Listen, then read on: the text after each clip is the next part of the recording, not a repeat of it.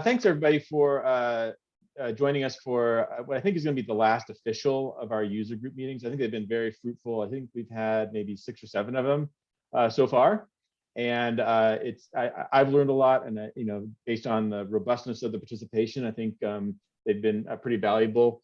Garrett has also been doing some heroic work between meetings to help those of you and really respond to about any request possible.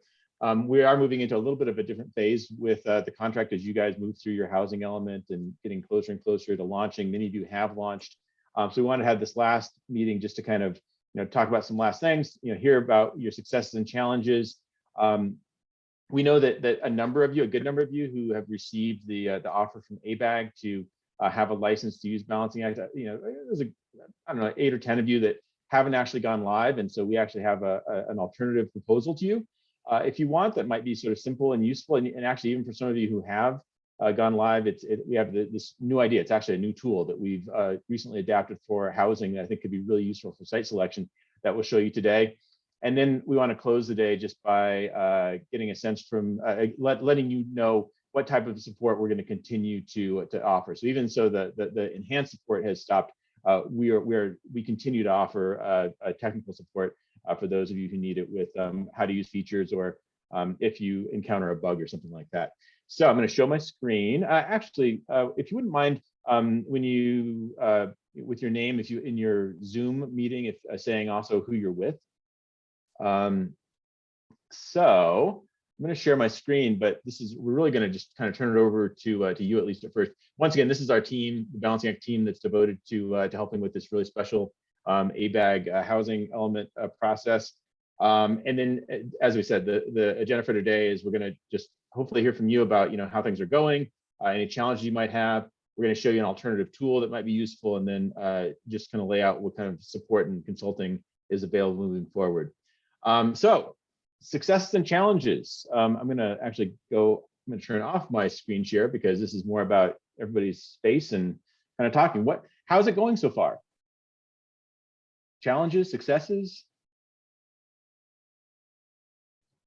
I'll go ahead. Dana Ayers, our community development director, who's now been kind of the lead on it. Yes, Garrett's nodding his head because he's been super helpful for us. She's been the lead on it, but we are hoping to launch, I think, tomorrow. And we did a demo for our planning commission on Tuesday of this week, so 2 days ago.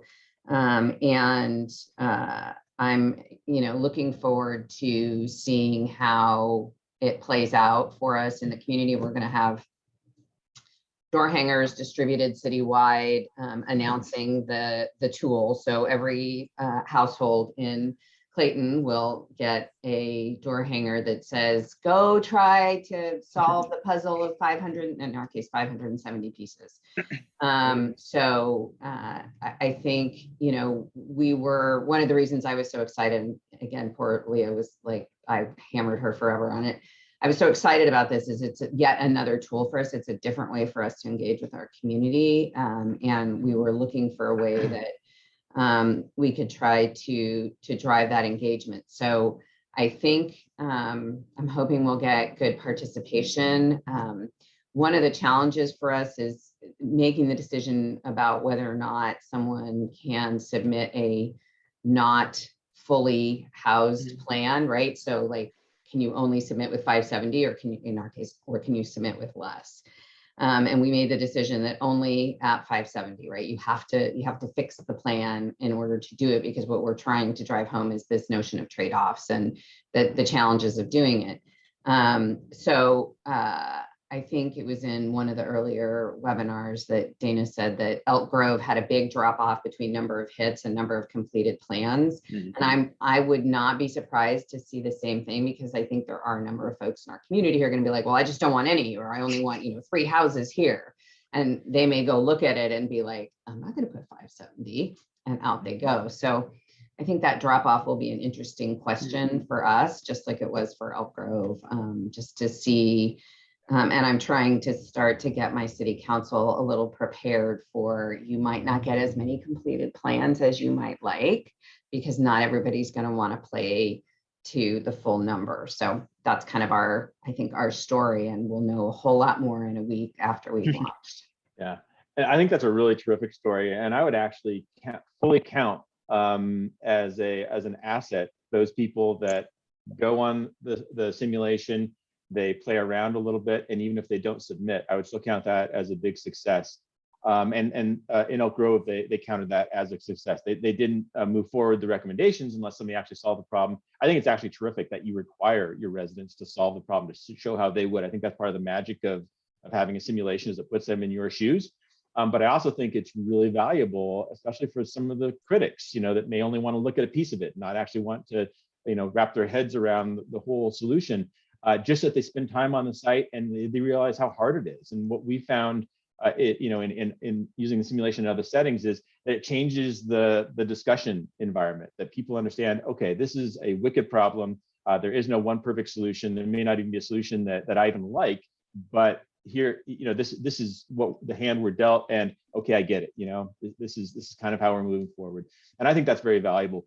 One thing that I've done, and I think it's legit. I mean, I don't know if there is any person that decides if a way to use a statistic is legit or not, but I don't know if Marin County's on, but Marin County has had really high participation, and same thing that you're experiencing, a really steep drop off in people who actually submit. But in the analytics that we give you, we tell you how many page views you've had, and then we tell you how long they've been on the site. And just with Leah and I did some kind of fun math where we just took that number and multiplied it, and it came out to be 18,000. This was a week or two ago, and it's grown since then. It's 18,000 minutes, or 250 hours. And so, I mean, just think about how valuable that is to have 250 hours of deliberation, of wrestling with trade-offs, of learning in your community, whether or not they ultimately meet the goal and submit or not. You've actually changed the culture of discussion, and those people who might have been naysayers at a neighborhood meeting might have just come out and said, "Don't you dare think about putting something there." They actually understand how hard it is now, whether or not they're fully participating in the yes part, saying yes to a plan. That their no is at least now in context. So I would count that as a win, Rena.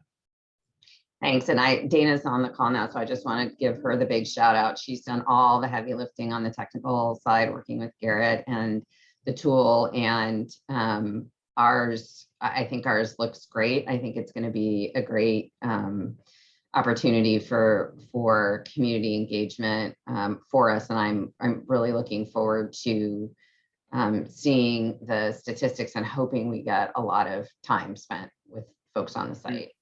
And I just wanted to follow up on what Chris said. I was sharing some of the stats with our internal ABAG web team, and they were astonished at the amount of time that folks are spending on it. It may not seem like a lot, but when you look at overall web usage, people generally spend about a minute on a website, and having them spend, on average 6 minutes is pretty impressive. So kudos all around, and looking forward to see how the Clayton residents respond.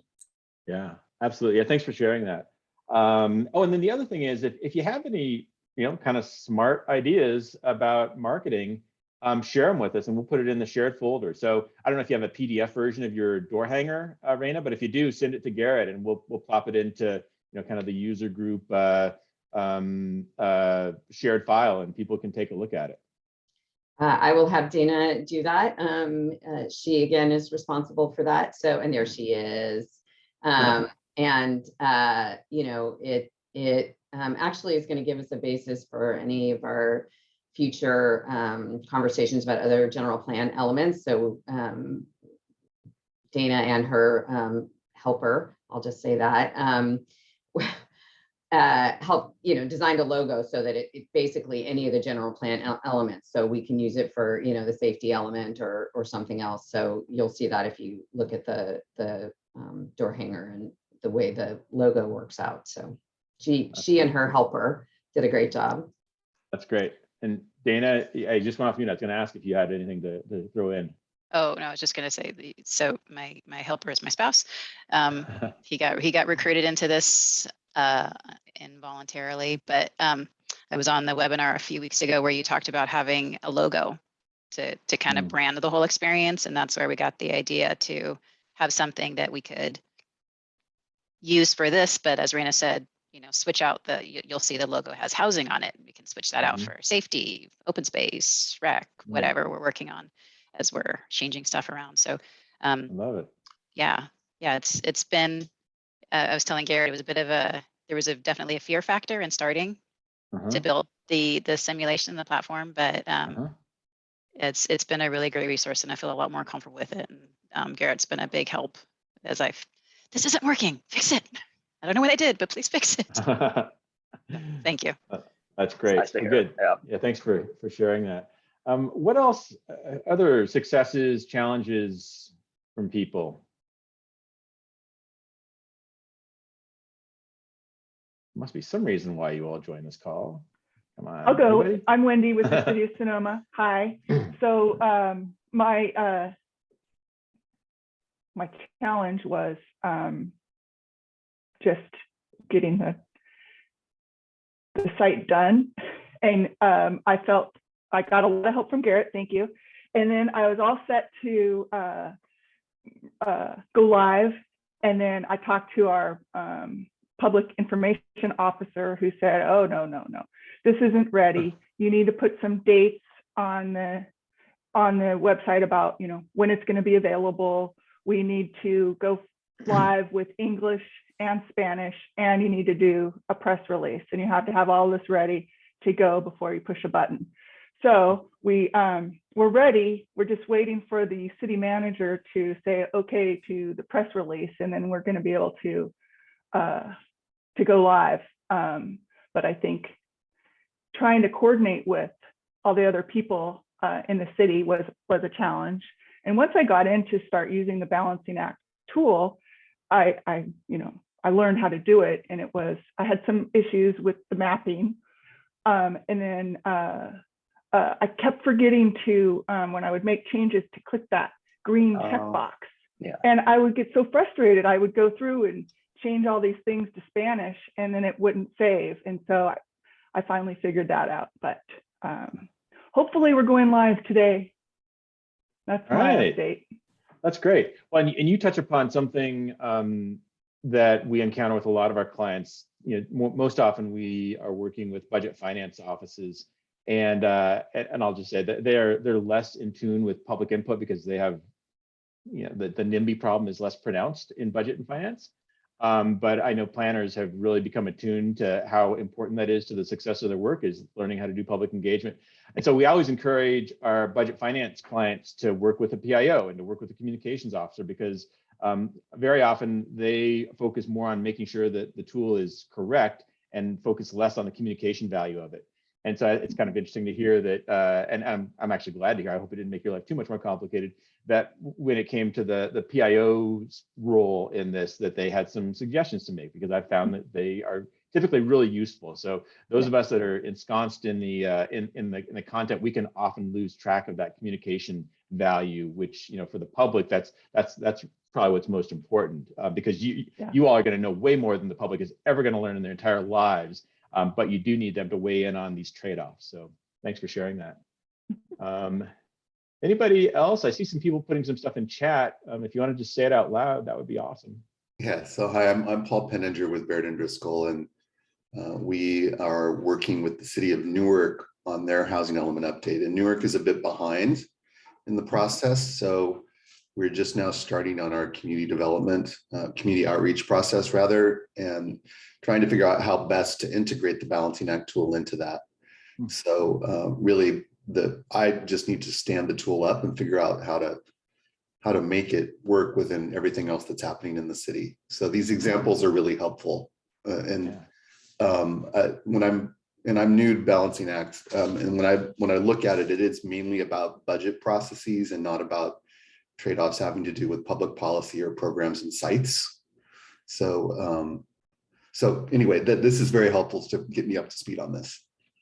Why do you say that? I'm curious. The Elk Grove director, he was the one that originally saw our budget simulation and said, "Hey, I think that it could actually be used really well for a housing element review." I just haven't seen any of the uses for the housing elements yet. That's all. Oh, okay. We got tons of them. Okay, So, good. Leah, were you going to say something? Okay. Yeah, if it would just be helpful for me to see some examples of how it's been applied to a housing element. Yeah. And maybe I'll jump in here, and Paul, maybe we can even schedule a call sometime that'd be today or great. tomorrow, and I can just do a walkthrough of the different avenues you can take and other examples. And then we might even have 2 cities from this call going live tomorrow, it sounds like, Clayton Which and would Sonoma. be really helpful. Yeah. Perfect. Yeah. So do you have my email by chance? Probably. Readily available? Let me just type it in the chat again, and Okay, then great. if you just email me after this, and we can chat. Okay, offline. good. Thank you. And I don't know, Wendy or Raina, on the fly, if you want to just do a 90-second show and tell of what you guys are going to produce. You want me to do it, Dana? Let me just pull up. I think I can do this. Hang on. We like show and tell. Dana's the whiz, but I think I can get there. Just don't hit activate. Yeah, no. Simulation. Yes. And if you do activate, it's not fatal. You can still. Because nobody knows how to get to it. Okay, so share screen. Yes, I when I figured out we could continue to change it after. That Okay, was a big deal. See where we are. Yeah, we're seeing it. Okay, so I'm previewing Dana's thing so she can, see it from a fresh perspective, I guess. So opening screen, why the heck are we here? Blah, blah, blah. So instructions, a little graphic on what our version is going to look like, right? So we're using density, and then we have a range of density. So everything is pretty much set at its lowest density, and then they can go up from there or down to 0. We do have a maximum density set at 30 units per acre, just because it's not rational for us to have anything higher given our city size, et cetera, et cetera. So you can go through that, and then, oh, there's our logo. So let's plan Clayton, and then you can see housing, and we can, as I said, and as Dana said, go ahead and swap that out. I'm gonna show my age. I'm gonna show my I'm not. Oh yeah. Oops. How come you can't spell when people are watching you type? Like it's a thing, right? Yeah, It is. It is. Okay, so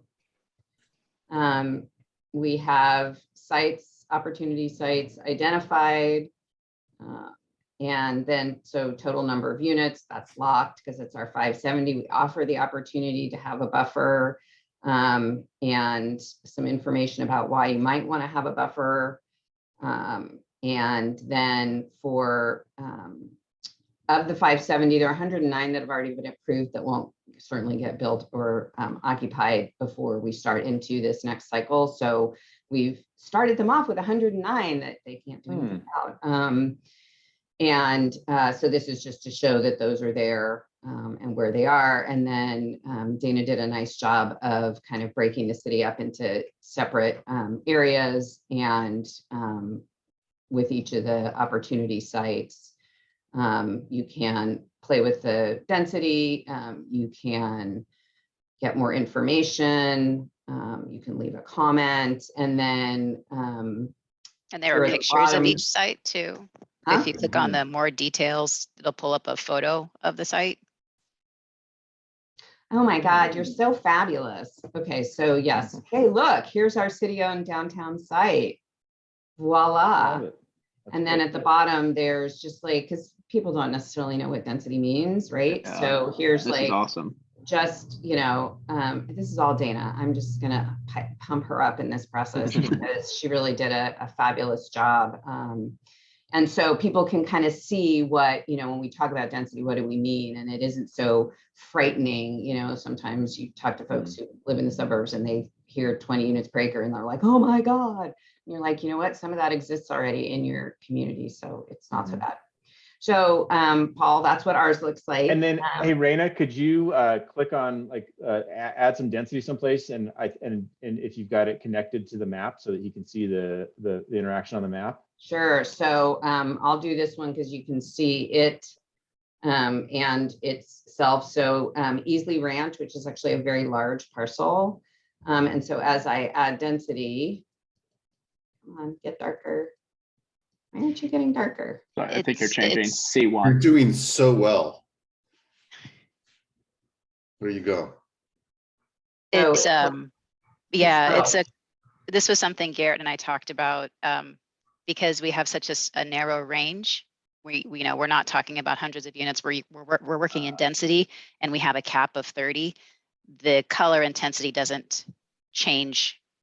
It changes, but it's a little more subtle, right? Okay. Subtle. Yeah, so So this that's- is, C3 is darker, like for example, than you can see C2 or A1. And if I were to take it back down, it will get less intense. So Okay. now it's a paler color. Okay. It's not as dramatic on ours as it is on some. But you could make it various shades of yellow and sort of the traditional land use colors for housing, right? If you wanted Yes. to. You Yeah. can choose whatever color you want. And So sorry for now being so ignorant. And this base map is something that the city created, or is this something that comes with Balancing Act, Yeah. or is it something that? came Oh, from Balancing Act has done such a great job. If you haven't really played with it, between that and the ABAG HES tool, if you haven't looked at the HES tool. Yeah, I've definitely. They made definitely an played with the easy HES tool. button. You just go, I'm going to pick my stuff in the HES tool, and then I'm going to go easy button, and it's going to come on into Balancing Act. And so that's how we were able to, although I had pulled in a bunch of them myself, just randomly through the HES tool. Anyway. Yeah, so, that's perfect, because we're definitely, we've been involved in the HES tool at Baird Industrial, and I'm definitely going to be using it in Newark. So the more that we can make these two tools interconnected, the better. Right. Perfect. they did a great job. This looks beautiful, Raina. Like, Oh, Dana, this looks amazing. Yeah. Really Dana, good. do you want to add anything that I missed? Go ahead, Dana. Sorry. No, I was just going to say, yeah, it's like I said, there was with the first few webinars, which is very valuable having those online, so I could back up and be like, how do I do this again? And with having the webinars, the first couple of sessions I sat in on it, seemed very overwhelming, but going through the webinars and just putting myself into a zone, it actually became it's very intuitive once you really start working in it. There's a lot of repetition, and within a couple of days I felt very comfortable working in it. Every so often I still had to contact Garrett and be like, how do I do this? I broke this, fix this. But Garrett was really responsive. So it's and as Raina said, the ABAG and Balancing Act married the HES tool and this program about a month into the process, which I found very helpful because we're a very small staff. We don't have GIS staff here. We don't, we were going to ask our consultant to do it, but that was going to be several hours of their work, which was out of scope. And so when the HES tool showed up in the platform, and to be able to go and click, add HES site and just scroll down to find your APN was a huge time saver. So I thank you to ABAG staff and Balancing Act staff for making that work, because that made things a lot easier. And we did a little preview of this at our planning commission meeting Tuesday night. Got a little bit of feedback. Folks were, I don't know, we'll see how it goes when we launch, but I was really excited to show it to them. I was in the meeting like, okay, let's do Balancing Act now. We've talked about all the boring stuff. Let's do Balancing Act. And so, we're, as Brandon said, we have our door hangers. I just picked them up. That's why I was here late today. And so we'll see, hopefully we can get a good number of folks that can submit housing plans. Oh, and we chose not to allow people to submit incomplete housing plans too. So of our pool of participants, I think I saw in one of the videos, Elk Grove had something like 1,500 participants, but only 90 housing plans. So I'm expecting to have a result kind of similar to that, where we may have a lot of hits to the site, but a smaller subset of people who are actually able to get to the 570 or that plus buffer. Yeah, it'll be interesting to see. Yeah. And the director in Elk Grove, while he only shared officially the submissions, he claimed that this was the easiest housing element he ever did. And it was because there were so many people that understood the scope and the magnitude of the problem. So Paul, there's I'm glad that Dana and Raina said that it feels intuitive, but there's a fair amount of background that goes into building one of these, and so I'd really recommend that you go back and start looking at the webinars, and obviously you can fast forward through some of them if you want, but I think that'll provide a really good grounding for you. And then if you have a question about something, Garrett is available to help with that. Great, yeah. No, someone from our team already has done a couple of the webinars. I'm just catching myself up because we're getting ready to stand up our main website for the community outreach process for Newark. So this is all really helpful. Nice. Congratulations to Clayton. That's really great work. Yeah, and Sonoma too. I'm looking forward to theirs. Well, I can't wait to see the Sonoma one. Yeah, and actually, Leah has been dropping preview links to a lot of them. There are a lot of really good ones. I want to hear other challenges and successes. And David, I don't want to put you on the spot, but I'll tell you, I've been giving a lot of thought to how does this work in a big city, and obviously San Jose is one of the biggest around in the country, if not in California. And I'm just wondering if how does Balancing Act look as a tool for a place as large as San Jose?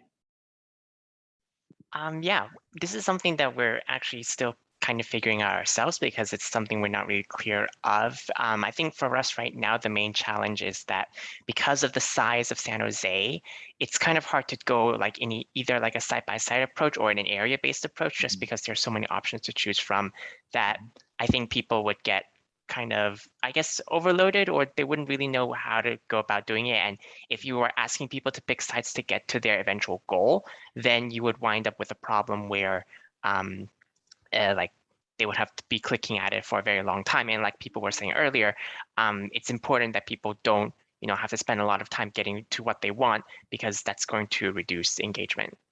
Mm-hmm. Right. Yeah. I mean, if you ever wanted to just have a little strategy conversation about how it could work in a very large jurisdiction like San Jose, I'd be glad to chat with you, David. Mm-hmm. And I don't know if anybody else has any thoughts. I know Dave Driscoll's on, and he's worked in some large places like Seattle. Any thoughts that you might have, Dave, about how this could work in a larger jurisdiction? No, I mean, we've talked in some of the previous sessions about sort of how do you integrate this as an engagement tool with sort of other engagement you're doing, sort of, because people do get on, they engage with it for a period of time, but so how do you integrate it with sort of more of a conversation where you're understanding people's motivations for choosing one way to approach where housing goes versus another, and sort of what the values are behind it to inform then a final decision that then goes to council, recommendation that goes to council, and people understand that. But I think we had some great previous examples in some of the previous sessions about what that could look like. Mm-hmm. Yeah, absolutely. And I think the largest to date jurisdiction has been Marin County, and I would definitely consider what they're doing a success. Elk Grove, $170,000. It's by no means a small town, and they had good success. But I know San Jose is a million plus, and it's a different deal. So glad to help think through solutions there if you want, David. Anybody else have a success or a challenge that you want to share? I'm sorry again for being the new guy in the block. So we're going to be helping San Jose with some of their outreach related to affirmatively furthering fair housing. And one of the big issues, of course, in San Jose, as in many jurisdictions in the Bay Area, is concern about gentrification and displacement, and community concerns about adding density in areas that are rapidly gentrifying, and the potential for displacement of long-term residents. So I think one of the things I'm also interested in is to the extent to which we can bring up a menu of kind of policy options or trade-offs associated with putting sites in particular places, or is that just something we do as part of the context setting when we introduce the tool? Is the tool mainly just about where the sites go, or is there a way to talk about policy trade-offs associated with putting housing in different places at different affordability levels? I'm not sure that Balancing Act simulation is the right tool for that. I'd really have to spend some time to learn more about what you're talking about. However, this next tool that we're going to show you in a moment is actually pretty flexible. And if you're just looking for, goals or policies, we've had some success with that. City of Austin, very large city, used it to help. just the summary is that they had 12 strategic goals in the city of Austin. Yep. And when you have 12 strategic goals, you really don't have any strategic goals. Mhm. And so they used it to get informed input on, which of these are really the ones that we're going to be putting our attention behind. So like it might be useful. Yeah.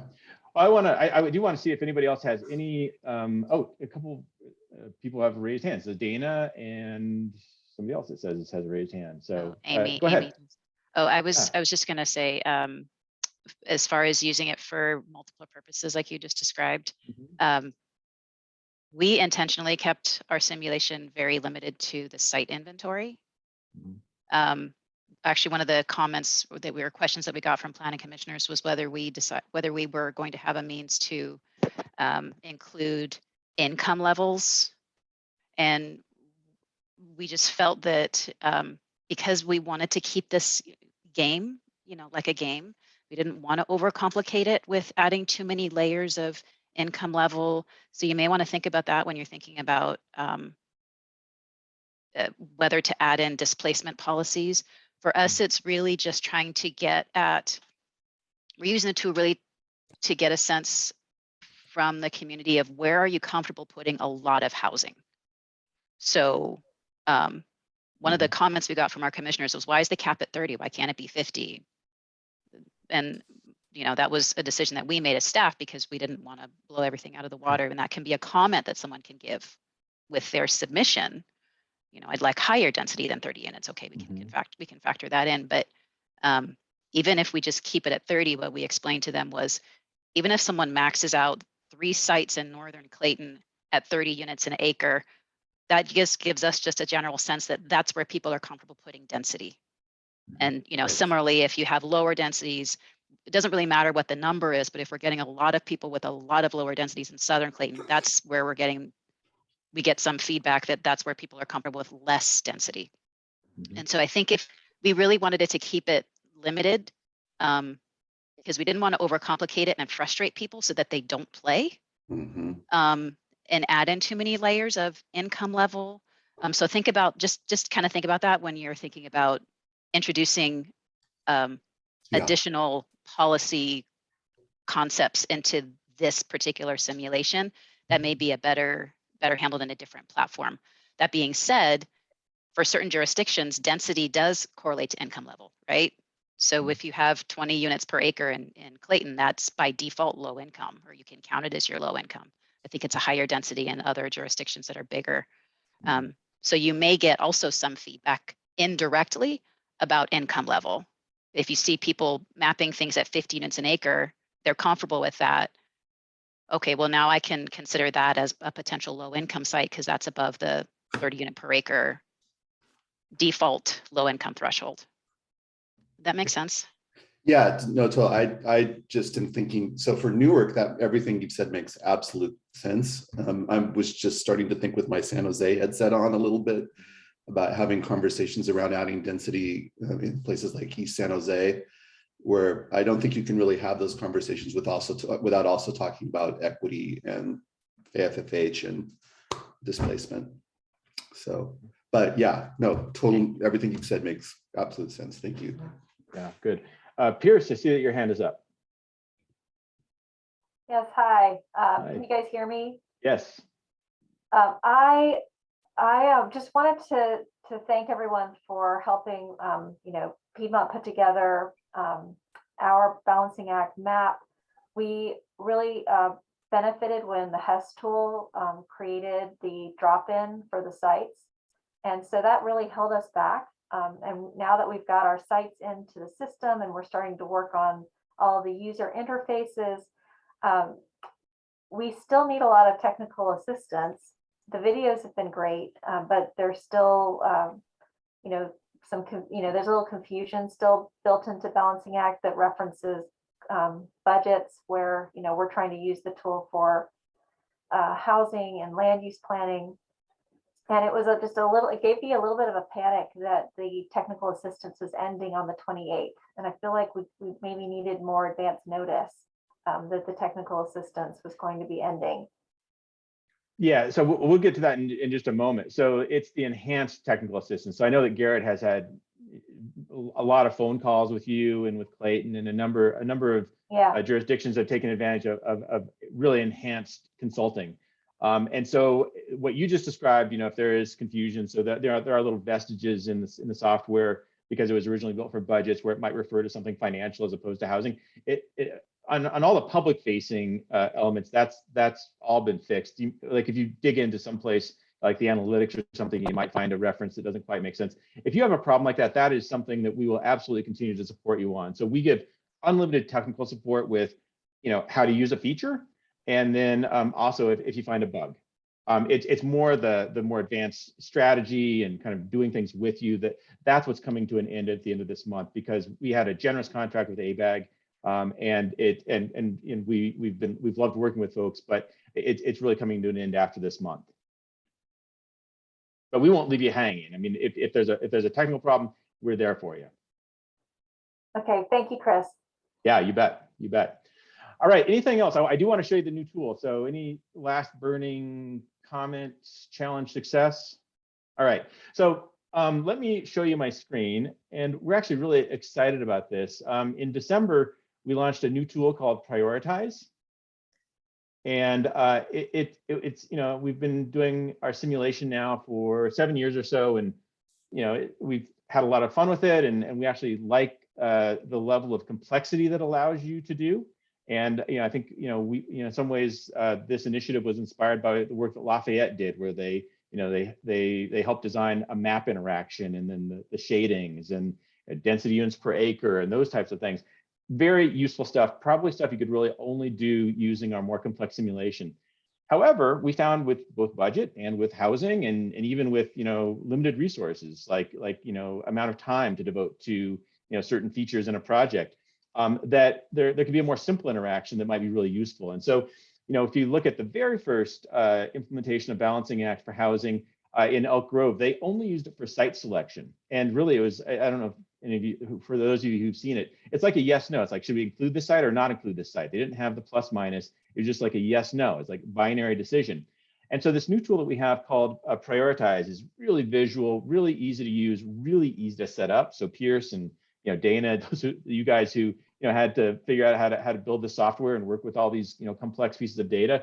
This is so much easier. So I just want to show it to you really quickly. So I'm going to start by showing it to you how it's been used for financial purposes, and because it's really quite similar. So this is the city of Norfolk, Virginia, and they used it for their ARPA funds. All the money that came from the stimulus package that was provided to local governments to help get through COVID. So Norfolk has theirs here, and then you open it up and you find out that they've got basically $154 million to spend. They've selected none. And then you go here and you look in a very visual way, you can see all of these different possible expenditures. And so you can look at, looking at, Transform Northside Park, and you can go here and you can see what this looks like. And then you can click more details, and they've used Power BI to create these little tiles that, kind of give you a little bit of information about what the project is, similar to what, Dana and you guys have done, using, the more info on your housing simulation. And then if you like it, you say, okay, I want it. And so if you've selected it, you can take $4.5 million, and it shows that here, and it deducts it from what you got left, and you're starting to fill the thermometer. So then you can go through, and I'm just going to start selecting these guys. And then, you can, sort of work through your budget. And then if you want, because they have so many items, it's a fairly large city, you could say, I want to just look at categories. And so you can look at, just looking at investing in our neighborhoods and so forth. And you can leave a comment if you want. But so this has actually been, a really useful tool for a lot of local governments to use with their ARPA funds. And if you've got sort of a fixed budget for a project, it's really useful. Well, a few weeks ago, it actually occurred to us that we could adapt this for housing, just in the same way that Balancing Act simulation was adapted from a budget tool to be used with a problem that has very similar dynamics, which is the housing element. We actually were able to adapt it for, I think especially for site selection in the housing element. And so Garrett created this, kind of used a mishmash. It looks like sites from Denver and San Francisco. But you've got this opening modal, just like Dana and Raina were showing you, and you can put in your zip code and so forth. And then you're presented with a slightly modified interface. And so instead of starting at 0 and then ending at your goal, about 3/4 through, it has a target. And so that target in this instance is 1,200 housing units. So you've got 0 selected. And so what you can do is you can go through and you can say, okay, North Art District. And you can learn a little bit about that. Townhomes will be built on 18th and Colores. And you click on that and you can put in a map. You can put in whatever you want. You can put in a video. You can put in a text description. You can do all of the above. And then you say, okay, I think that this is actually where we should be putting some housing units. And so you can select it. What about ballpark? Well, same thing. Let's learn a little bit about that. This is kind of a hot neighborhood in Denver, and you say, "Yep, let's do something there. Let's go down here and do the Spring Mountain neighborhood." And as you can see, so this started out as red. As you can see, as it gets closer to this item, it starts transforming to green, and so it goes to yellow, goes from red to orange to yellow. And let me just choose a few more here. And then let's see, I'll select this one. And then when you've met your goal, it turns green and you have optional confetti that you can have displayed. And so this one is meant to be just drop dead simple, just really straightforward. It's like, okay, we've got a goal. We've got 9 different ideas for how we can do it, or we've got 60 different ideas. You can have as many as you want. You can use the categories as a way to kind of organize that. And then just say, how would you reach the goal? And then once they've reached their goal, or they've decided what they want to include in the package, you can go down here and you can rank order it, which is really cool. And then, so on the back end, I'm going to show you in just a moment, you get both what was included by the resident, and then you get their priorities. And so you can submit it, and then you can sort of ask these questions again. So I'm not a robot, and submit, and then it just tells you what they chose. So on the back end, I'm going to show you what the analytics look like. So this is the housing simulation. And so you've got, City Park, Cherry Hills, downtown area, et cetera. This is our demo, so it doesn't really have very many votes on it yet. But then you can go down here and you can look at the weighted versus the unweighted. So the unweighted is what is this screen here. But if you want to take into account the prioritization within what it was to be included, it does it here. And so sometimes it's different, sometimes it's not. So you get City Park, Cherry Hills, downtown, North Art. And if you do the weighted, it's City Park, downtown, North Art, Cherry Hills. So it's slightly different. And then over here, and so Pierce, this is an example where we have a little bit of a glitch. So we've got a $ here, but we'll be taking that out. But the idea is that then you can say, okay, if I were to select, if I were the planning director or the housing director or whoever's running this process, if I were to select these items here, then that would mean that 8 people or 100% would see at least 5 of their choices win. I'm going to go to a different one that has more users. Sorry. Let's see, just so you can see what it looks like when you've got more entries. Housing simulation, analytics. Oh no, sorry, that's the same one. Excuse me. Oh, I meant to do the CIP, capital improvement plan. So this one has 64 submissions. So once again, this was what was included. This is with the weightings, and you can kind of toggle between these two. And then you can say, okay, if I were to choose, this one, this one, this one, this one, this one, and this one, that would mean 95% would see at least one of their choices be included. 78% would see at least 2. So once again, just meant to be really simple, giving you really simple feedback on the back end, just helping you discriminate between various project options. So I told you this was easy, so I'm going to turn it over to Garrett so that he can actually show you how you make one. Awesome. All right. And yeah, looks like we have 15 minutes. So I'll go through this somewhat quickly. And sorry, Garrett, while you're getting set up, I do also just want to say one thing really quickly is that if you have an ABAG license and you haven't activated it, we want you to get some value out of that. So if you have not activated your license, we will give you a no-cost transfer to the prioritized product. If you've already activated it, or if you're not part of the ABAG program, or if you just want to add it, you can do that. And we've got a special price through ABAG, which is $3,480 a year. So go ahead, Garrett. Perfect. Awesome. So if you are familiar with the simulation backend, it's pretty similar with the prioritize. So you have your items, And this is what you're going to plug in, those categories, subcategories, and items. And then you have your exit and entry screens, which we'll go through, and then just general settings. So since we are using the prioritize tool for housing, the first thing I like to do is actually go down here and change the prioritization mode from budget to housing. And then just for the sake of fun, I always like to add the show confetti, as Chris illustrated earlier. So now, once we've changed it from budget to housing, there's two ways you can enter data. You can do so either directly, or you can do so via CSV import. So just to show you how easy it is just to do it directly, the first thing you'll add is just the available funds. And again, this is another example how it says funds, but this will be available housing on the front end when it's presented to the public. So let's say we have 1,200 RENA allocation. And then from there, I'm going to add an item. And the first line here is just name. So I'm just going to put example housing site. And then it says cost here, but this is, again, the amount. So how many housing sites would this require if it were selected? So let's say this would be 100 housing units. And then you scroll down to details. And then this is where you can actually categorize your options. So in the example that Chris illustrated earlier, these categories are listed up here.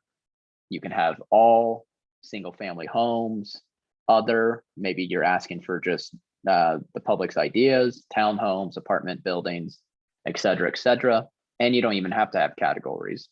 So in this example, I'll just add a category and I'm just going to do example category, save that. And then here, this is where you're able to plug in more info and more details. And just as a reminder, you can see the information button here. So this is more info, and this is where you can plug in text only. And then the more details, this is where you can add visualizations, PDFs, videos, more text, whatever you want to do in there. But this is just illustrating where these would actually go near City Park. So right now I'm just going to put some XYZ in here, XYZ.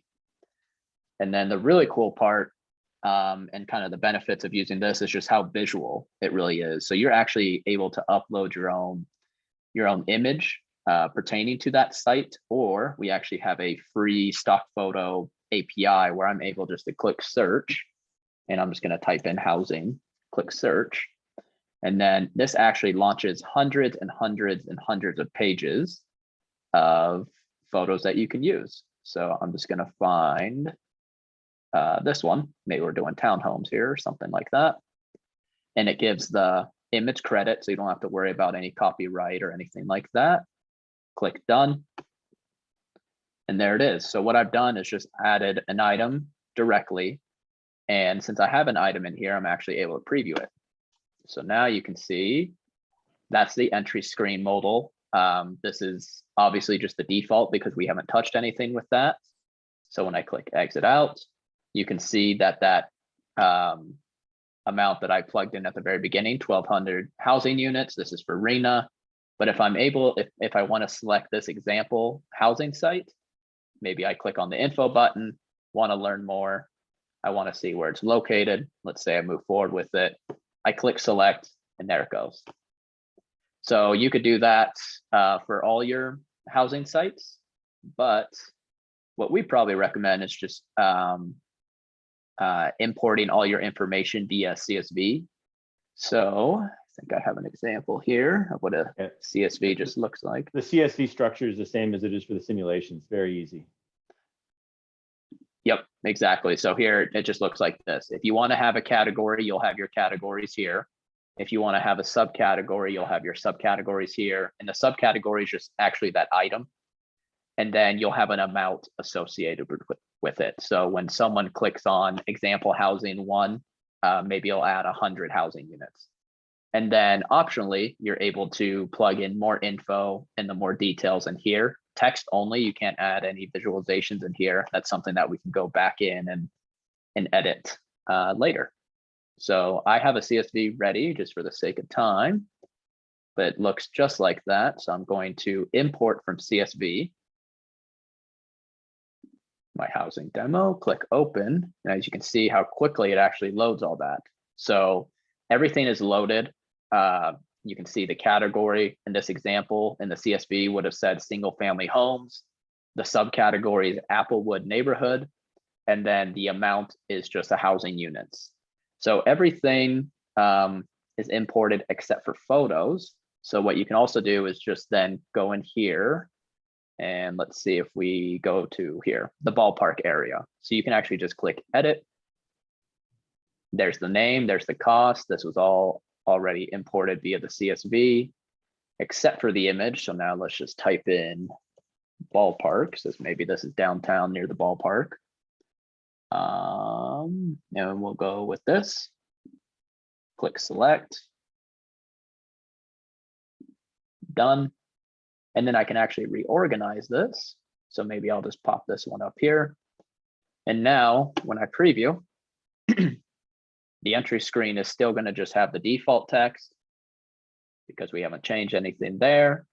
And now you can see this was the one I added directly. And then this was the one I added via CSV import, but then just plugged in a photo. And then you can see all the categories are also here as well. So I have all, so I can scroll down and look at all of them. But a user can also navigate through all these. And there's that example category that I added manually. But then these are all ones that I had from the CSV import. And obviously they don't have images. So that's just something you add later. So make the confetti fly. Okay, let's do it. Yeah, yeah. And So, you can watch the thermometer change from red to green. exactly. So let's say ballpark area, the Spring Mountain neighborhood. Sounds like a nice neighborhood. Cherry Hills, City Park. I'm almost there. North Art District, almost there. Let's do the Applewood neighborhood. And there it is. I have it. I've reached my housing goal. And then from there, just like Chris illustrated, just because I clicked on the ballpark area first, that might not be my #1 designated site. Drag and drop.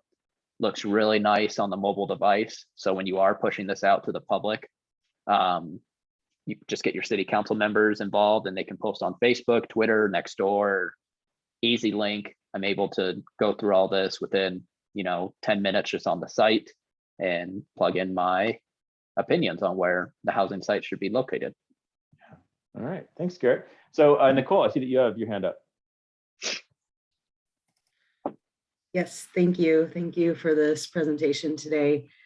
I am a consultant working on several housing elements throughout the state, and I'm not working directly yet with your product, but I was intrigued when I saw the Prioritize product because I think it offers simplicity and maybe a little bit easier for people to be able to make selections and not be intimidated when they open the webpage. But my question, so I have a jurisdiction that is thinking about some experimenting with different levers. And so not only a certain neighborhood, but wanting to get input on different levels of density as well as percent of required residential use, because essentially it's a built out city and it has a lot of commercial and they need to redevelop and they're interested in preserving their commercial base, but they really don't want to rezone that many acres. And so we want to show how if you rezone fewer acres but require 100% residential there, you don't have to rezone quite as many as compared with requiring 50% residential. And so I'm wondering if the Prioritize could be used where like you have that simplicity of a certain neighborhood, but could we have that neighborhood at 50 units an acre at 100% residential, and then that same neighborhood at 30 units per acre and 50% residential, and basically all those different options? So, we've thought about that, and I'll tell you the city of Kenmore, Washington has been using this for their stimulus engagement. And what they've done is they've created like 2 tiles. So they've got like increase, spending on mental health services by $200,000, and they put the tile in twice. So essentially they can achieve, $400,000 by selecting the tile twice. And one thing that we've begun to think about, but we've never had a use case for it before, would be to have some logic, whereas like you choose this one or that one. So it doesn't do exactly what you're talking about right now, but I could envision us doing it. We'd have to design the interface so it's not confusing to people and add a little bit of logic. But that's something that probably could be done with a modest customization. That's really good to hear, because like you mentioned, sometimes it's a either or, and we wouldn't be able to have it be and this option. Yeah, we really wrestle with this. We love how simple this is. And so I'm just hesitant to like add any type of logic that says, oh, you can't do that. You have to do this instead if you want that. So that's honestly what we're wrestling with is, we let people go wild with complexity on the simulation, and maybe even too wild, to be honest, sometimes, because it gets more complex and residents can really follow. And so we're just trying to keep the prioritized tool simple, but point well taken. And that we've thought about that, and I think it's a good idea. And so would it be possible potentially? Yes, we'd probably have to get our developer involved to kind of help think through what it would look like, and then kind of give an estimate of what it would cost to make that. But the prioritized product is less expensive than the full balancing act product, right? Or is that? Well, so there's distorted cost structure, and I mean that distorted in a positive way for users, because ABAG was so awesome at buying this bulk purchase that we're giving really special rates on the both products to the people that not only if you're getting it paid for through ABAG, but if you're a part of ABAG, we're providing some really special rates. So it's hard to kind of speculate about development costs and all those types of things. We'd be glad to chat with you offline if you want, because like I said, I like your use case, and we really want this to be affordable. But as Garrett just put up, the recap is if you have an ABAG license, have not activated it, we'll give you a no cost swap to prioritize. And if you have already activated it, or if you don't have an ABAG license, we're going to give you a very special price, which is $3,480 to use the tool for a year. And Dan or David, that's one thing I was thinking of, is that maybe something like this could be used at the neighborhood level in San Jose, because you could have multiples of these working at the same time. Thank you. Yeah, I'm sorry, and Nicole, if you have other questions, just send me or Garrett or Amy a quick email, and we'd love to chat with you. I like the way you're thinking about this. Anything else?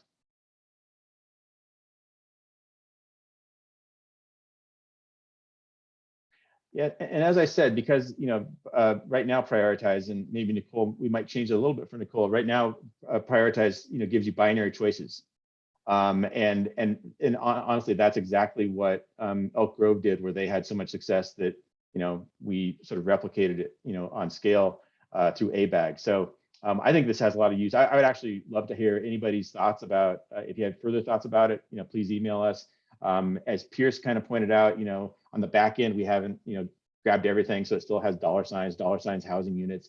Those are things that are not visible to the public, little, not quite totally refined on the back end, but so we continue to work on this. So we would, appreciate input from people. Anything else? All right, Garrett, I'm going to go to that last slide. And so this Pierce just reiterates what I'd mentioned to you before. So we're not abandoning you, but the enhanced technical support and customer support that ABAG had paid for, it's really coming to an end after this month. We've been delighted with the utilization. We've had so many of you who've made really good use of this. So we will continue to stand by our software. We'll give you, technical help on how to use an item. If you find a bug, which hopefully we don't find very often, we will fix that immediately. But the extended support ends at the end of this month. However, not trying to sell this, but if you do feel like you need additional consulting, we are available to build your simulation for you. We're actually doing that down south for Santa Barbara County. They're doing 2 different simulations. We're doing it for them because they just don't have the bandwidth to do it. We will help you with strategy, based on our experience in public engagement and using online tools for that. And then we're also available to help with facilitation. And we've had one of you who has reached out to us and asked if we would facilitate over Zoom a community meeting using our meeting mode, which is that feature that we talked about in one of our meetings before. So we want to continue to help you, but the enhanced availability that ABAG graciously supported is coming to an end at the end of this month. So anything else? Yes. Chris, so examples of a bug, because the back end is written in, you know, a kind of unfamiliar language and some unfamiliar terms for me. Sometimes when something's been explained or described in the video, it doesn't translate when I try to do it on the system because it just, you know, the logic isn't the logic that I typically use. So like if I needed help finding out where to put logos on the screen or how to enter, let us know. Is that we're totally available for that? Like, oh yeah, technical assistance that we're still available? Okay, great. Without a doubt. It's more, Garrett was almost doing like workshops and like having half an hour meetings, kind of like talking through things and strategies and goals. That's what we really just don't have any more resource to provide. I mean, we will not leave you. If it's something that has to do specifically with the software, we stand behind it. We will help you no matter what. Now, if it's a different type of software, like I understand some people were having trouble with the dissolve feature where you take the shapes from Hess and then you dissolve it. And that's actually a third party. That's not us. So I heard somebody found a bug in that, and that's not something we can really help you with. We can, I can tell you the workaround. Okay, good. So anyway, I know we're at the end of our call. So I want to just, anything, any last comments before we adjourn? All right. I also just want to thank Leah at ABAG. This has been one of my favorite projects in my career, even. And having the vision and the ability to work through structures like ABAG to make this happen really fantastically. So thank you so much. Thanks, Chris. I'm just looking forward to making sure as many cities as possible can share this with their residents. So I think it's a great tool, and glad that you all were there to support our efforts in doing it. Yeah. Thanks. It's been a blast. So we'll still stay in touch, but this is our last formal user group meeting. So take care, everybody. Thank you. Bye.